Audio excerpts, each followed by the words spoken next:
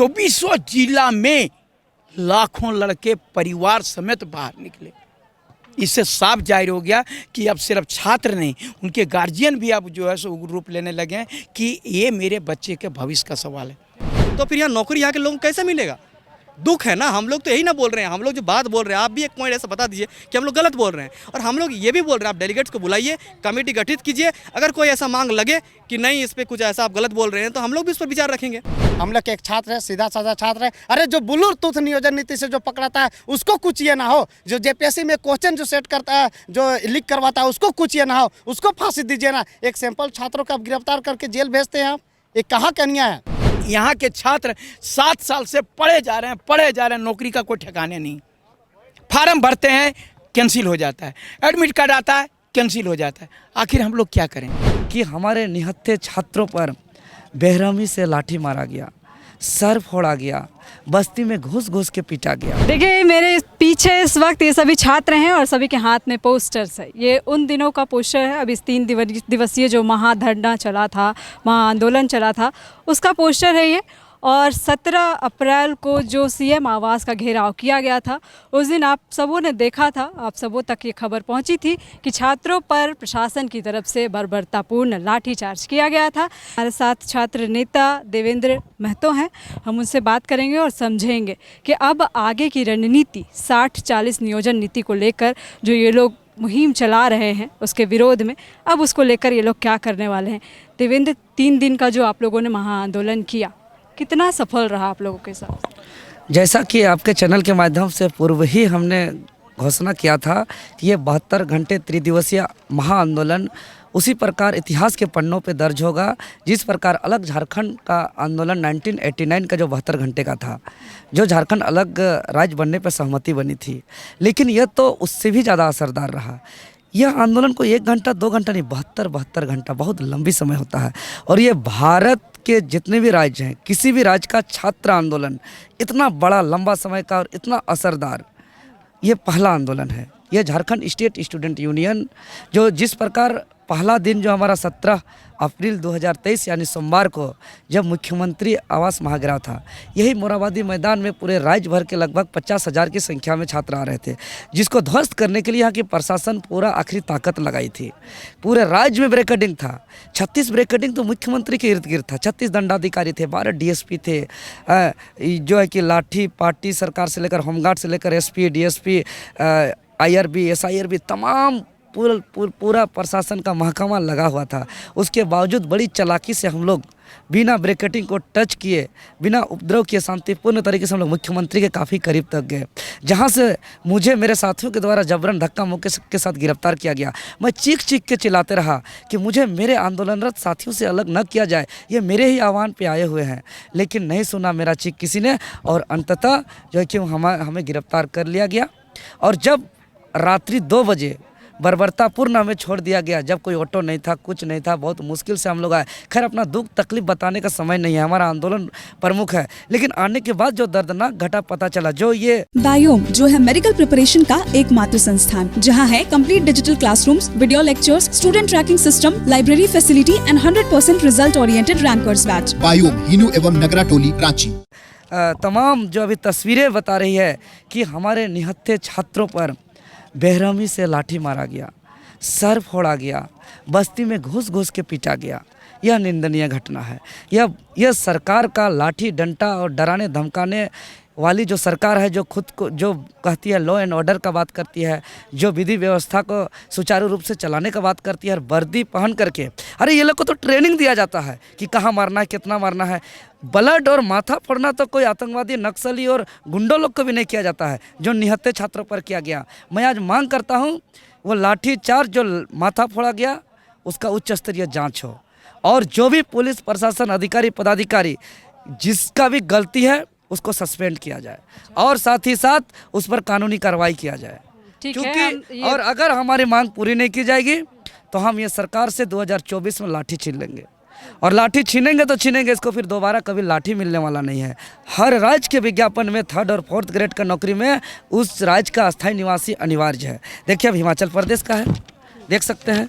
अब देखिए ये बिहार का है, अंडरलाइन किया हुआ है, देखिए भारत के नागरिक हो तथा बिहार राज्य के अस्थायी निवासी हो। उसी प्रकार आप देख लीजिए उत्तराखंड का देख लीजिए, उत्तराखंड के विद्यालय शिक्षा परिषद रामनगर नैनीताल द्वारा इंटरमीडिएट होना अनिवार्य है, अपने राज्य को लॉक कर दिया गया है।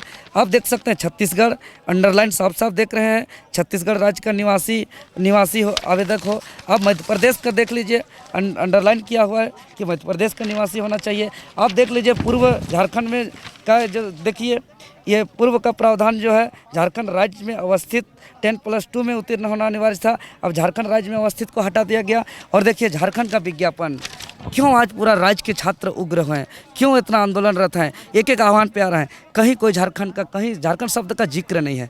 भारत का नागरिक के तहत सरकारी आमंत्रण भेजा जा रहा है। यहाँ के 3 से 4 लाख जो सरकारी विभागों में रिक्त पद है, इसको बाहरी को बेच करके, दामादों को बुला करके यहाँ के तमाम सरकारी संसाधनों को, सरकारी पदों को दुरुपयोग करके, बेच करके राजस्व नहीं बल्कि अपना पॉकेट भरने के लिए बाहरी लोगों को बैठाने का जो है कि साजिश रचा जा रहा है। इसे झारखंडी कतई स्वीकार नहीं करेंगे। मनोज जी, लाठी खा लिए, जुलूस निकाल लिए, पूरा झारखंड भी एक दिन बंद कर दिए, कुछ असर देखने को मिला? लगा कि आंदोलन सफल हुआ है या कुछ इसका आप लोगों को रिजल्ट मिलेगा? देखिए, अब मैं आपके चैनल के माध्यम से जितने भी जो आपके फॉलोअप को देखने वाले हैं, तो सारे लोगों को हम यही कहेंगे कि आप लोगों ने बराबर जो है फॉलोअप ने हम लोगों को बैक टू बैक जो है सो दिखाने का काम किया।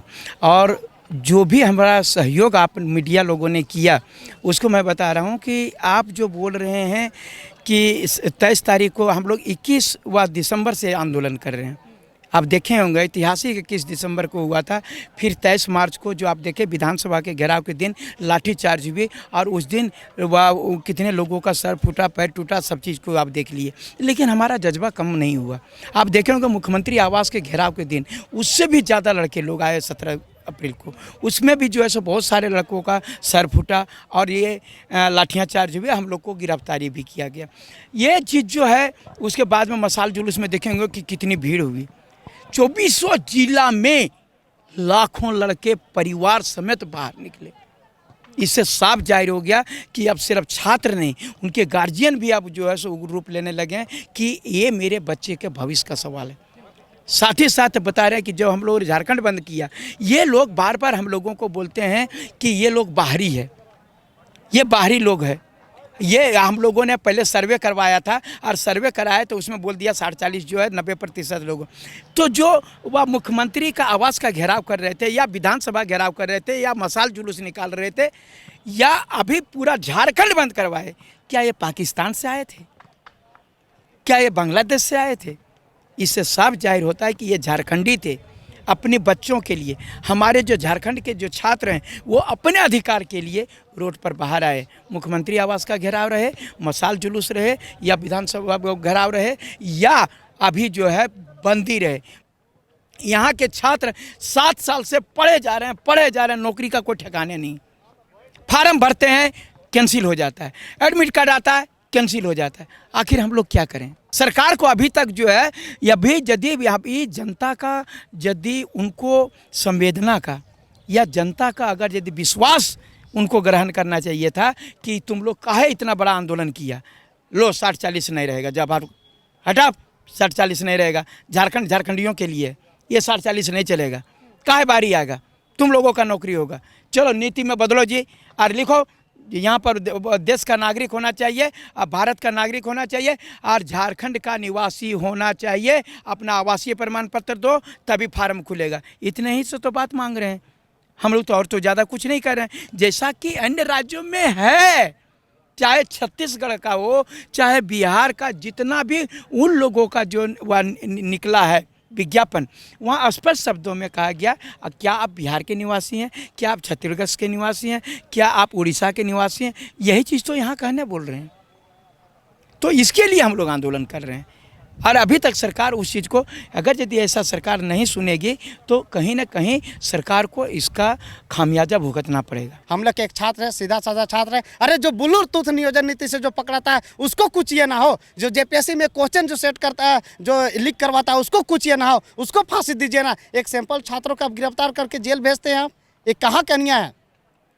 ये सरासर नहीं चलेगा। अब जो होगा, आज जो देखिए संभावित डेट जारी किया है सभी बहाली का, ये संभावित जो डेट है, ये छात्रों को जो है शांत करने का ये मुहिम चला रहे हैं कि शांति, ये जब से आए हैं सरकार तब से संभावित डेट सब बहाली में कर रहे हैं और छात्रों की ये कर रहे हैं। जितना रांची का मौसम नहीं बदलता है उतना इसका एग्ज़ाम कैलेंडर बदलता है। और ये यूपीएससी जैसा, एसएससी बैंक जैसा क्यों नहीं कैलेंडर ये फिक्स कर देते हैं कि इतना डेट में एग्ज़ाम होगा? संभावित क्यों लिखते हैं?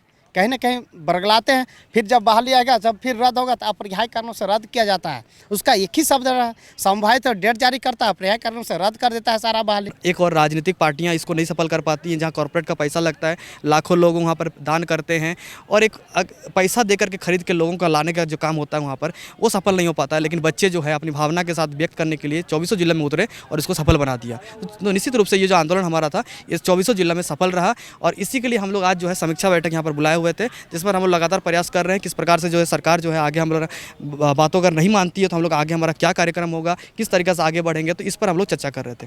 लेकिन थोड़ी देर पहले हम लोगों ने देखा कि कैलेंडर जारी किया गया है और इसका मतलब साफ साफ ये संदेश है सरकार के माध्यम से कि सरकार हमारी मांगों को मांगने नहीं जा रही है।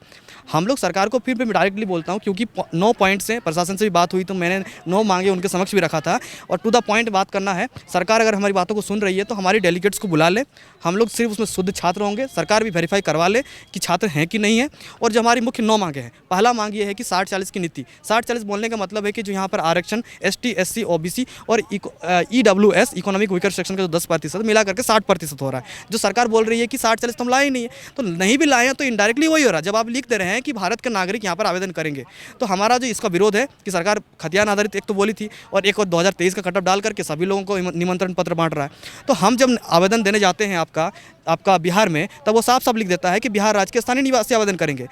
छत्तीसगढ़ में लिख देता है कि छत्तीसगढ़ के निवासी आवेदन करेंगे। उड़ीसा भी यही लिखता है, वेस्ट बंगाल भी यही लिखता है। तो फिर हम अपना राज्य में बाहरी लोगों को क्यों मौका दें?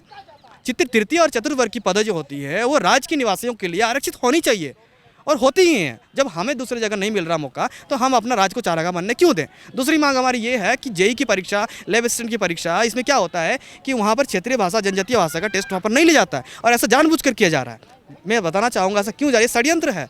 जेईई की सिलेबस सेंट्रल गवर्नमेंट का जो जेईई होता है उसका सिलेबस को जो है सेम कर दिया गया है और क्षेत्रीय भाषा का जानबूझ के लिया जा रहा है ताकि बाहरी बच्चे यहाँ पर आएंगे और जेईई पे मोटा माल पैसा कमाएंगे। तीसरा मांग ये है कि जो जनजातीय क्षेत्रीय भाषा के बाद हम बोलना चाहेंगे झारखंड सामान्य ज्ञान का परीक्षा जो है वो कम से कम जो 120 नंबर का 2 मांगे, मतलब लास्ट का जो बोल रहा हूँ 2 मांगे। दूसरा ये है कि क्षेत्रीय भाषा, जनजातीय भाषा का 120 नंबर का परीक्षा होना चाहिए और तीसरा मांग ये है कि झारखंड सामान्य ज्ञान का 120 नंबर का परीक्षा होना चाहिए, जो कि नहीं होता है। जेईई में जानबूझ के नहीं किया जा रहा है, लैब असिस्टेंट में जानबूझ के नहीं किया जा रहा है। तो हमारा बोलना यही है कि जेएसएससी के माध्यम से जितनी वैकेंसी होती है उसमें सभी में ये चीज़ होना चाहिए। अगला मांग ये है कि जो सरकार जो है राज्य में नकल विरोधी कानून उत्तराखंड की तर्ज पर, गुजरात की तर्ज पर और आपका राजस्थान की तर्ज पर यहाँ भी लागू करना चाहिए, जिसमें ये प्रावधान हो कि जो परीक्षा में क्वेश्चन लीक करवाने में या पेपर खरीदने में पाया जाए और जो क्वेश्चन बेचने में पाया जाए उनके ऊपर सीधा जो है 10 वर्षों के लिए परीक्षा से डिबार किया जाए और जो आदमी इसमें जो परीक्षा पेपर बेचने में शामिल हो उसके ऊपर भी पेनल्टी करते हुए उसको ब्लैक लिस्टेड किया जाए। अभी जेईई की परीक्षा हुई थी जिसमें क्वेश्चन पेपर जो बनाया था, जो बॉडी था,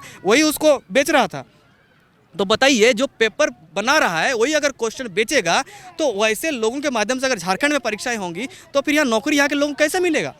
दुख है ना। हम लोग तो यही ना बोल रहे हैं, हम लोग जो बात बोल रहे हैं, आप भी एक पॉइंट ऐसा बता दीजिए कि हम लोग गलत बोल रहे हैं। और हम लोग ये भी बोल रहे हैं, आप डेलीगेट्स को बुलाइए, कमेटी गठित कीजिए, अगर कोई ऐसा मांग लगे कि नहीं इस पर कुछ ऐसा आप गलत बोल रहे हैं तो हम लोग भी इस पर विचार रखेंगे।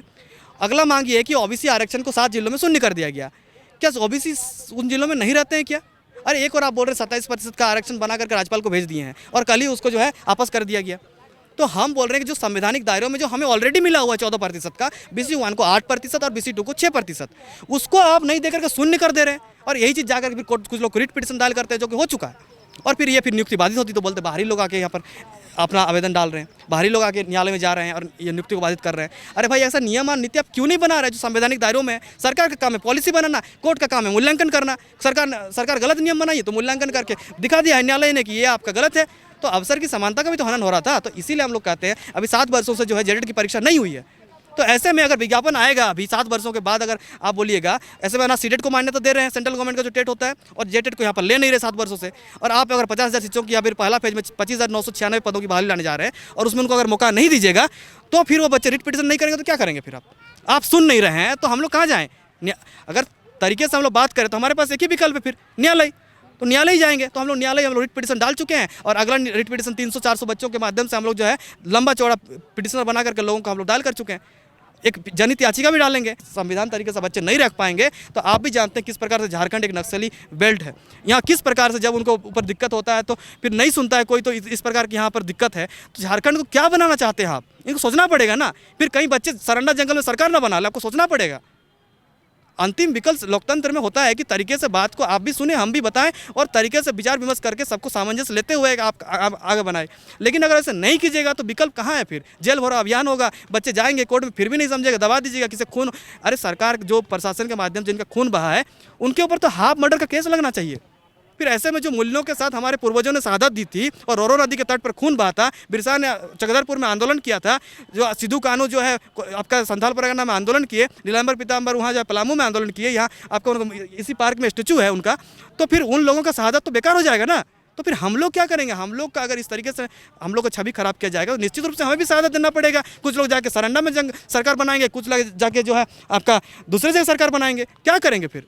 यही होगा। हम लोग को सरकार से बोलते एक ही मांग है, अभी मैं कर रहा हूँ, विनम्र तरीके से निवेदन करता हूँ मुख्यमंत्री सर से कि हमें बुला लीजिए, शुद्ध रूप से स्टूडेंट रहेंगे और जो हमारी 9-10 मांगे हैं बहुत ही कॉमन सी है, छोटी छोटी मांगे हैं, उनको आप मान लीजिए, ये आंदोलन खत्म हो जाएगा। हम लोग तो साफ साफ अभी मैं बोल रहा हूँ कि जिस दिन ये सरकार हमारी मांगों को मान लेगी हम लोग उस दिन से आंदोलन नहीं, पढ़ाई करेंगे। अभी भी पढ़ाई कर रहे हैं, आंदोलन भी कर रहे हैं, पढ़ाई भी कर रहे हैं, किताब लेके घूमते हैं, आंदोलन वहीं पढ़ते हैं, वहीं लिखते हैं। तो इसी तरीके से हम लोग आगे बढ़े फिलहाल।